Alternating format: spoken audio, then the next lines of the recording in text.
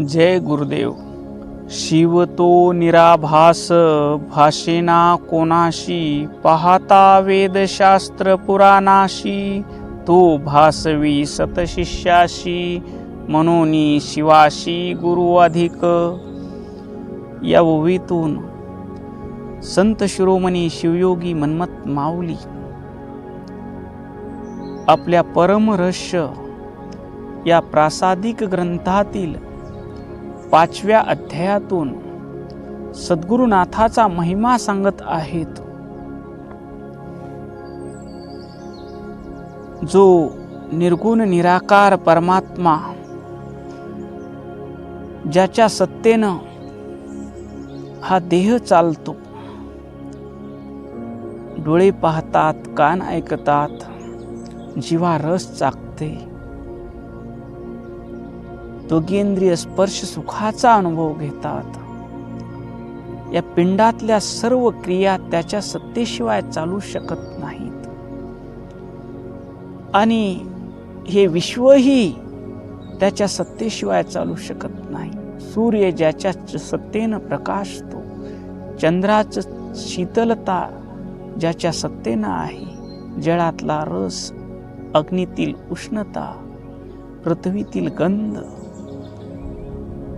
फुलातील सुगंध, याची सर्व सत्ता त्या निर्गुण निराकार परमात्म्याची आहे.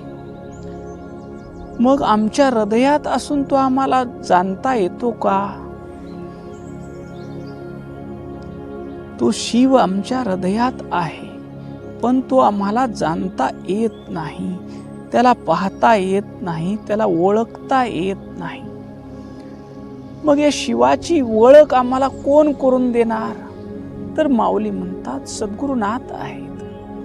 त्या निर्गुण निराकार शिवाची ओळख करून देणे नव्हे, तुम्हीच शिव आहात हा बोध करून देणे आणि या अनुभूतीमध्ये उतरवणे, हे कार्य जर कोण करत असतील तर ते सद्गुरुनाथ आहेत.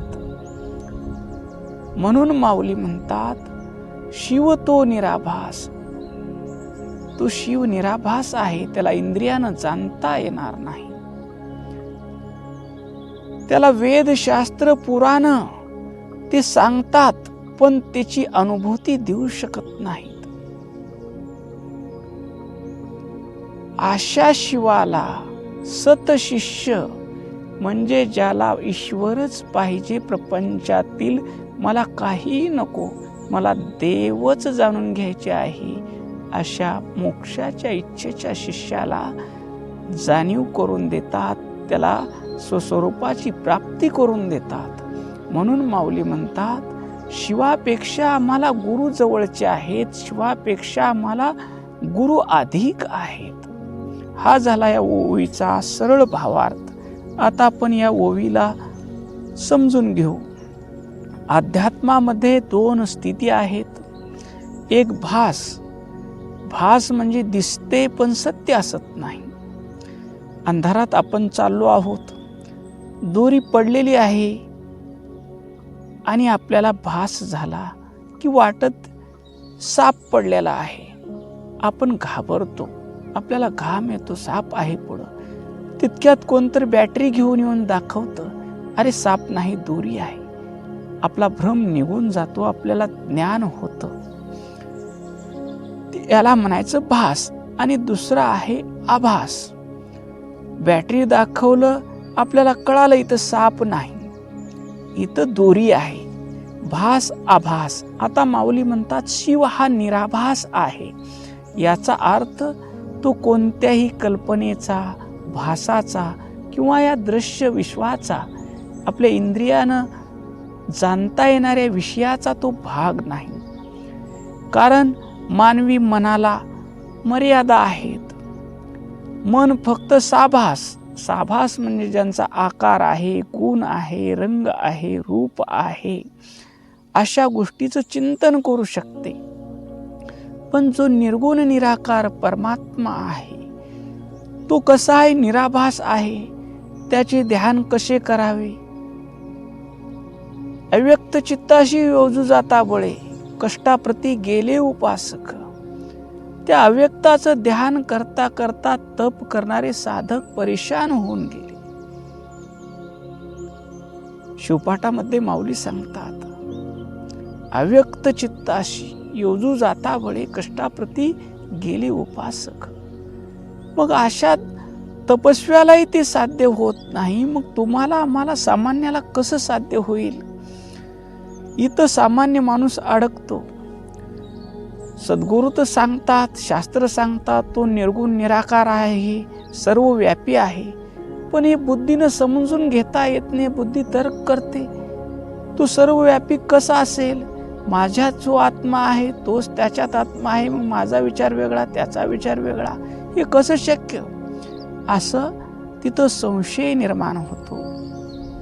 मग संशय निर्माण झालेला जीव वेद शास्त्र पुराण वाचतो, पाहतो, आणि वेदामध्ये पुराणामध्ये शिवपुराणामध्ये शिवाचं वर्णन करणारे आहेत. शिव असा आहे, शिव तसा आहे. शास्त्र सांगू शकतात साखर गोड आहे, साखर गोड आहे. पण त्या शास्त्रातून त्या गोडीची अनुभूती येईल का? रामकृष्ण परमहंस म्हणायचे, पंचांगणात लिहिलेलं असतं की पाऊस पडणार आहे किंवा नाही पडणार आहे किंवा अतिवृष्टी होणार आहे. पण ते पंचांग पिळून काढलं तर त्याच्या 4 थेंब पाणी निघणार नाही. तसं हे शास्त्र पुराण वेद शास्त्र आपल्याला त्या शिवाची अनुभूती द्यायला असमर्थ आहेत. नकाशा पाहून आपल्याला एखाद्या ठिकाणची माहिती मिळवता येईल, पण त्या ठिकाणी गेल्यावर जो आनंद होतो तो आनंद मिळू शकेल का? मिळणार नाही. शास्त्र काय सांगतात? आत्मशक्ती विकासेन शिवो विश्वात्मना. हा आत्मशक्तीच्या विकासानं शिव विश्वरूप झाला. मग आम्ही विचार करू बुद्धीनं, माझा तर आत्मा ह्या देहापुरताच आहे, मग त्याचा कसा विकास झाला, तो विश्वरूप कसा झाला? आणि हे वाचताना फक्त हे शब्द आहेत आणि आपल्याला काही ह्याच्यातलं कळत नाही असं म्हणून सोडून देतो. मग शास्त्र फक्त त्या सत्याकडे बोट दाखवितात, ते सत्य जाणून द्यायला असमर्थ आहेत. म्हणून वेद म्हणतात नेती नेती, हे नाही ते नाही ते नाही. शिव तो निराभास भाषेना कोणाशी. वेदशास्त्र पुराणाशी, त्याला वेदशास्त्र पुराणही तुम्हाला त्याचा अनुभव करून देऊ शकत नाहीत. तो भासवी सतशिष्याशी. तो शिव कसा आहे? तटस्थ आहे. तो स्वतःहून कोणालाही सांगायला येत नाही की मी तुझ्या हृदयात राहतो. या विश्वातलं चैतन्य मी आहे, तुझ्या हृदयातलं चैतन्य मी आहे. या ओवीमध्ये माऊलीचा हेतू शिवाला कमी लेखणे असा नाही, तर सद्गुरूने जे आपल्यावर उपकार केलेले आहेत त्या उपकाराची जाणीव करून देणं आहे. परमपूज्य आप्पा जर नसते तर आम्हाला विभूती कळाली असते का? इष्टलिंग कळालं असतं का? रुद्राक्ष कळाले असते का? शिवपाठ कळाला असता का? परमरहस्य कळालं असतं का? लिंग अंग सामरस्य करून देणारं शिवयोग शास्त्र कळालं असतं का? ते कळालं नसतं. म्हणून सद्गुरूचे उपकार थोर, सद्गुरुनाथाचे उपकार खूप आहेत. सूर्य म्हणजे सूर्य आकाशात आहे, त्याचा प्रकाश जमिनीवर येतो. पण एखादं भिंग धरलं आणि त्याच्या खाली कागद धरला तर तो प्रकाश त्या भिंगावर पडतो आणि त्या भिंगाखालला कागद पेटतो.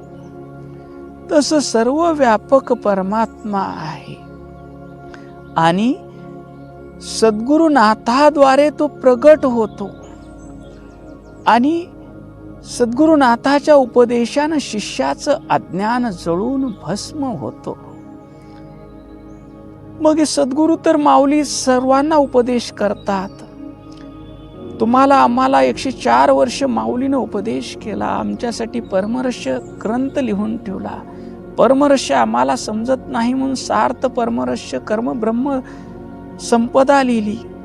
तुम्हाला आम्हाला 101 स्थलाचं ज्ञान होवं, पिंडस्थलापासून ज्ञान शून्य स्थलापर्यंत साधकाला जीवाचा शिव करण्याचा प्रवास शिवयोग शास्त्रातून सांगितला की पिंडस्थलाच्या पहिल्या श्लोकात माऊलीने सांगितलं, बहुजन्मकृत पुण्य प्रक्षिणे पाप पंजरो शुद्ध अंतकरणो देही पिंड शब्देन गीयते. अनंत जन्माच्या पुण्याईनं तुमचं अंतकरण शुद्ध झालं आहे आणि शिवयोग शास्त्रासारखा ग्रंथ तुमच्या हातात आला आहे आणि तुमचं पाप नष्ट झालं आहे. शुद्ध अंतकरणो देहे पिंड शब्देन गीयते. तुमचं अंतकरण शुद्ध झाल्यामुळे तुम्हाला शुद्ध पिंड म्हटलेलं आहे आणि या पिंडाला भक्तस्थळ, माहेश्वर स्थळ, प्रसादी स्थळ, प्राणलिंगी स्थळ, शरणस्थळ आणि ऐक्यस्थळ हा प्रवास सद्गुरुनाथाच्या बोटाला धरून, त्यांचं लहान बाळ होऊन, निष्कपट होऊन, मला काहीच कळत नाही अप्पा, मी तुमचं बोट धरून चालत आहे या भावानं ते शिवयोग शास्त्र समजून घेत घेत साधक ज्यावेळेस ज्ञानशून्य स्थलात जातो आणि तिथं त्याला अनुभूती येते, जले जले मिऊ न्यस्त वन्हे वन्ही रे अर्पितम परब्रह्मानी लीनात्मा विभागेन न दृश्यते. पाण्यात पाणी मिसळावं, अग्नीत अग्नी मिसळावं, तसा हा साधक परब्रह्मामध्ये मिसळून गेल्यावर तो वेगळा राहत नाही, परब्रह्म स्वरूपच होतो. माऊली म्हणतात, तो भासवी सतशिष्याशी.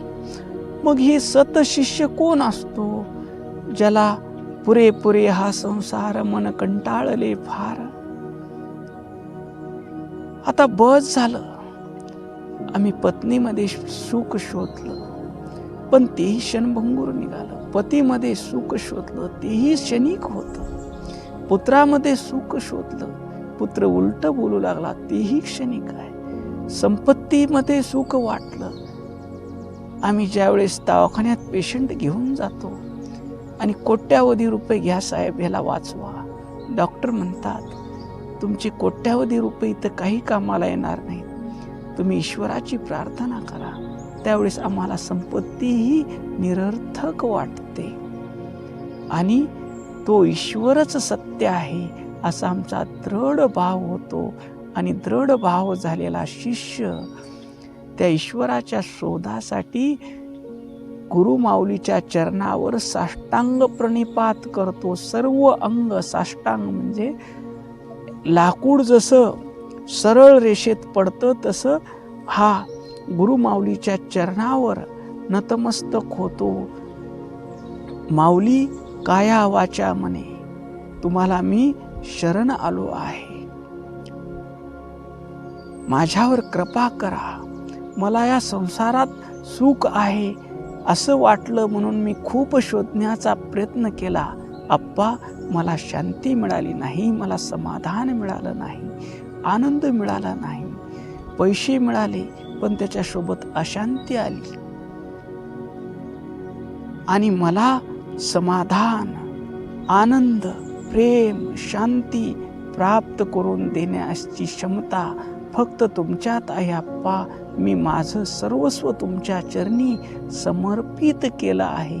अशा भावानं शिष्य ज्यावेळेस आपला अहंकार सद्गुरूच्या चरणी समर्पित करतो, माझ्या देहाचे करते करविते अप्पा तुम्हीच आहात, मी करता हा भाव सोडून देतो.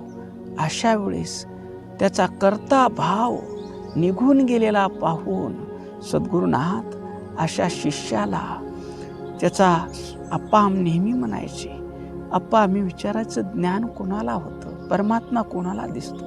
अप्पा म्हणायचे राजा सुईच्या टोका एवढाही ज्याच्यात अहंकार राहत नाही, त्याच्या डोळ्यासमोर परमात्मा सदैव विश्वरूपानं नटलेला दिसतो. परमात्म्याशिवाय त्याला काही दिसत नाही. ज्यानं आपला अहंकार, मीपणा सर्वस्व गुरुच्या चरणी समर्पित केलेला आहे, अशा शिष्याला गुरु उपदेश देतात. तत्वमसी, ज्या ईश्वराला शोधत आहेस तो तूच आहेस. तेव्हा त्या शिष्याला गुरुच्या वचनावर विश्वास बसतो. माझे आप्पा सांगत आहेत, माझ्या देहात असलेलं चैतन्य आणि या विश्वात असलेलं चैतन्य आणि आप्पाच्या अंतरंगात असलेलं चैतन्य हे सर्व एकच आहे. शिवच आपल्या विमर्श रूपानं विश्वरूपानं नटलेला आहे. विमर्श शक्ती म्हणजे काय? सूर्य म्हणजे शिव, प्रकाश म्हणजे विमर्श, अग्नी म्हणजे शिव, त्याची उष्णता म्हणजे विमर्श, साखर म्हणजे शिव, गोडी म्हणजे विमर्श शक्ती. साखर आणि गोडी एकोणिकाला सोडून वेगळे राहू शकत नाहीत. अग्नी आणि उष्णता एकोणिकाला सोडून वेगळं राहू शकत नाहीत. तसं शिव आणि शक्ती एकच आहेत.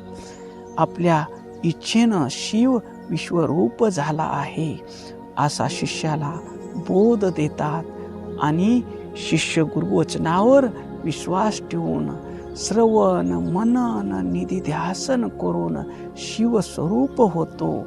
माऊलीला सांगायचं आहे की ज्या शिवस्वरूपाची सद्गुरुनाथानं मला अनुभूती दिली, ते सद्गुरुनाथ माझ्यासाठी शिवापेक्षा अधिक आहेत.